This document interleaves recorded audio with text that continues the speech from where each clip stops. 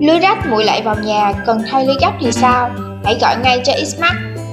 Xmax sẽ có mặt từ 15 phút đến 3 giờ bất cứ khi nào bạn cần. Quy trình thay lưới chuyên nghiệp, kỹ thuật viên chuyên nghiệp sẽ tháo lưới cũ ra khỏi khung, sau đó là căng lưới mới, dùng răng ép lưới đều bằng con lăn. Cuối cùng lắp lại vào khung và kiểm tra độ mượt. Thay lưới gọn gàng, căng phẳng, gửi trượt em mượt như mới.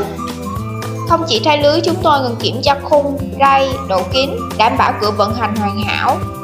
Dịch vụ thay lưới tận nơi, chuyên nghiệp, nhanh chóng, có bảo hành, lưới đẹp, cửa êm, sạch gọn trong 30 phút.